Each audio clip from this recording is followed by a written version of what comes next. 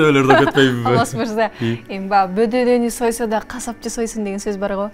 Жөн эле коет, Ошол сөзгө таянбайлы бир аз, Сөз менен эле сүйлөп отуруп турайын, Албетте, урматтуу телекөрүүчүлөр, комузду өзгөчө комузда кол ойнотуп жана комуз менен жакшынакай чыгармаларды сиздерге тартуулап келген биздин таланттуу инсан конокко келди. Ошол инсанга комузду өткөзүп берели. Максат Кыштообаев бизде конокто.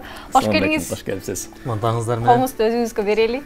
Бериңиздерчи, кор болуп кетти. Кандай келип алдыңыз? Жакшы. Андан жакшы. Алгачкы эле суроо болсун.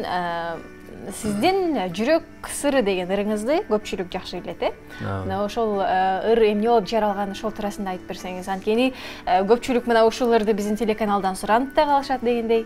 Эми бул ыр сөз обону кытайлык Кыргыз Ишенбек Муктар уулу деген жигитке таандык. Бул жигит ушу Кытайдан бул жака келип Караколдо окуп жүргөндө сөзүн жазган экен. Караколдо училищада, музыкалык училищада окуп жүрүп, андан кийин консерваторияга келгенден кийин анан консерваториядан обонун жазган экен. Анан эң биринчи муну өзү жазып чыккан, өзү ырдап чыккан да буларды. Өзү ырдап, андан кийин радиолордон берип, андан кийин талаш тартыш болуп атып, көп ырчылар суранып атып, андан кийин мен ырдагам да. Эми бул ырды ошо Ишенбек бир кызды сүйгөн экен көлдөн. Анан ошол кызга арнап жазган ыр экен да, негизи, чынында. Анан ошо экөөбүз Ишенбек экөөбүз чогуу жашап жүрүп, ошондо экөөбүз эми аккордеон комуз менен көп жакшылыктарга ырдап жүрүп, анан кийин мен ырдайын бул ырды мага бер десем, мага чейин уже аттуу баштырчыларыбыз уже алып койгон экен сурап. Анан алар да талашып, алар ырдабайт, убакыт өтүп бир жылдай жүрдүк. Андан кийин мага буйруган экен, анан мен ырдап чыкканмын. Албетте, жанагы ар бир ырдын өзүнүн ээси болот деп калат го. Өзгөчө кээ бир учурда мисалы мындай болуп атпайбы? Өтө деле кең эле таралбай, же болбосо өтө деле популярдуу болбой, ага чейин ырдалып келген ырлар болот. Мисалы 2 жыл, 3 жыл, 5 жыл балким анан бир күн эле бирөө ырдаганда, жаңыртып ырдаганда, ыр дагы жанданып, андан дагы популярдуулукка айланат да. Эми бул ар кандай болуп калат экен да. Бул мисалы ушул жүрөк сырын деле Ишенбек 2006-жылы жазылган да. Анан бул ырды мен 2015-жылы ырдагандан баштап, анан элдерге тарап, эл угуп баштаган да. Ишенбек 2009-жылы өзү ырдаган негизи.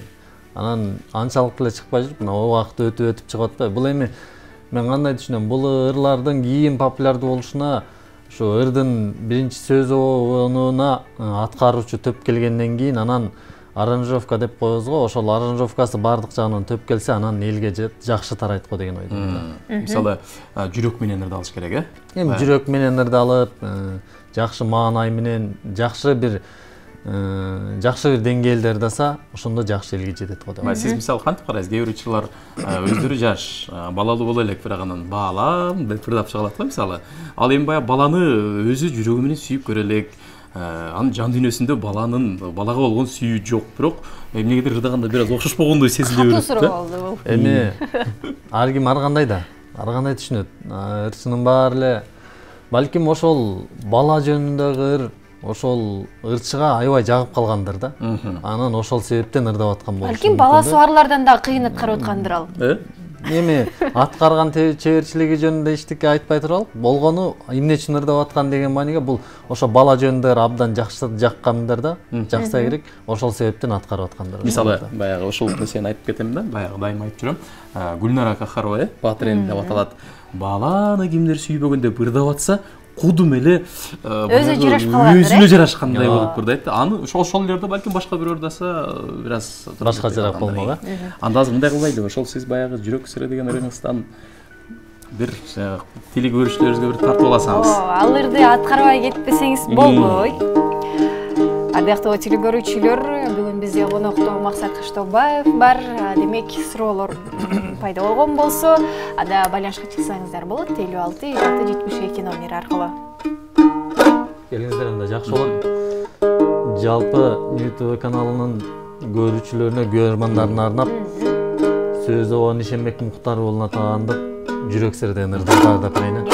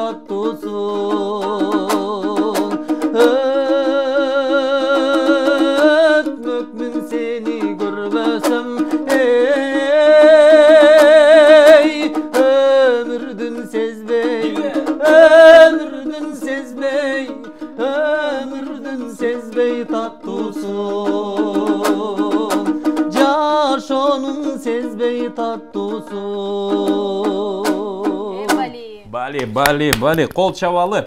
Албетте өзгөчө жагымда. Сонун ыр. Чындыгында баягы кайсыл жерде ырдап алсаңыз аябай кол чабалар дүркүрөп, акчалар келип эле ар жериңизге кысталып. Эми ал сөз болгон иш. Мына ушул клипте сиздин ырдап атканыңызды көрүпчү, менден мындай суроо жаралган да. Чачыңыз өзгөчө өңдө да, өзүңүздүкү же боеп алгансызбы? Эми бул суроо мен эс тарткан эле берилип келген суроо. Бул эс тартканы берилип келген суроо. Мен кичинемден эле боёйм деп койбойсузбу? Жок, мен кичинемден эле боёйм деп айтсам, анда элдин баары билип алышат деп коем. Бул менин өзүмдүн чачым болгон өңүм ушул. Эми боелгон чач сразу эле көрүнсө керек да. Эгерде менин кашым менен чачым окшошпой турса, анда бир жөн да. Кашым башка, чачым башка болсо бир жөн болчу. Жок, мен боегон. Сизге да ошондой көрүндү? Мага да ошондой көрдү. Бирок баягы сиз жакшы экенсиз. Мисалы кээ бир ошол эле чыгармачыл инсан да, мисалы чачын боегонго аракет жасашып, кара кылган жасашып, эмнеге? Анда Максат мырза чачын боесо кашың окшоп боеш керек экен да. Ошондойго туура келет. Бирок өзүңүзгө жарашыктуу. Албетте жараткандын бизге берген бул белегин ошондой өнчө алып жүргөнүңүз жакшы. Анан айтсаңыз, мисалы сиз ошол эле той топурларда, ошол эле концерттерде көптөн бери ырдап жүрөсүз. Өтө максималдуу сиздин дептериңизде рекорд койгон ыр кайсыл болду? Мисалы, кайсыл ырды аябай көп ырдайсыз? Ушу жүрөк сырың. Жүрөк сырың да? Ооба. Жүрөк сырын барганда бир жерге жок дегенде аз болсо 5 жолу, көп болсо 10 жолу ырдасыз керек. Эми эгерде ошондой жерге мисалы үй жерлерине үй тамга барып кала турган болсоң, баштан баштап аягына чейин ырдап калган убактар болот. Кайра баштан баштап эле. Анда дагы бир допировизди колбойду. Жакшы. Өзүңүз баягы музыкалык билими бар инсансыз дегенде, анан баягы музыкалык билим жок эле ырдап аткандар дагы көп да. Аларга баягы билими барлар башкача көз караш менен карашат да. Сиз кандай карайсыз? Мен жакшы эле көз караш менен карайм. Эми болгону эгерде музыкалык билими жок болсо дагы ошо ырдап атканда балким алар вокал деген сабактан сабак алгандар да, балким үн койдурган. Эми ар ким ар кандай, ар ким өзүнүн деңгээлине жараша ырдайт. Ар ким өзүнүн деңгээлине жараша ыртандайт. Ошол себептен мен ар бир адам өзүнө жараша да. Ошол себептен мен түз эле көз караштамын. Эми каршылыгым деле жок. Ырдай берсин деп койсо. Чыгармачылыкта канча убакытка чейин болом деген оюңуз бар? Эми мен бул өзүм тандаган кесибим ушул. Консерваторияны бүткөнмүн. Мен муну менен өмүр бою болом деген оюңуз бар. Жакшы. Анда дагы бир чармага кезек берели. Макул. Жакшы болот. Ырдатканга аракет жасайлы дегенде телегөчтөр дагы сизди урматтап, сыйлап, ырыңызды уккусу келип жаткандар.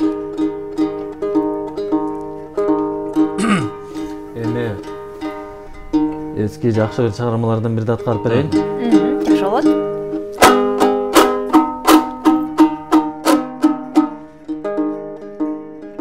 Жолболду Албаев деген агабыздын Сагынамын деген бир жакшы чыгармасы бар.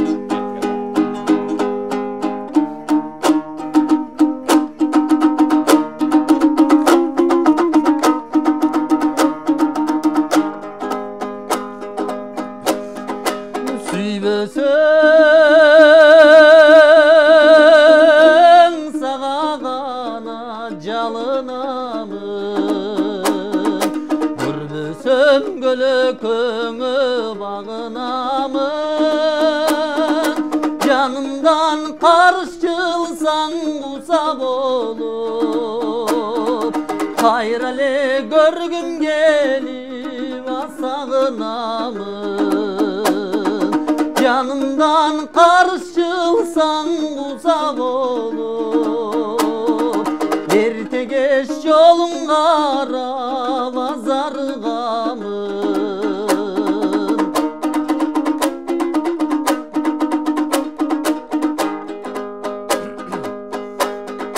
Ay bolson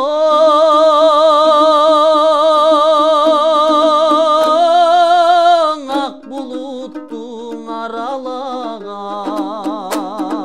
Anda men gökmeykinden kavaralam Gün bolson gökmeykindi süzüp ötüp Yürektü nurun menen acaralagan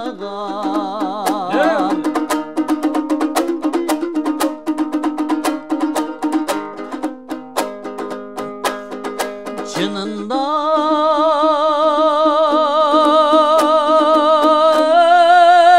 yaysın o deyim ağacarım Olboso nige mınçana sağınamın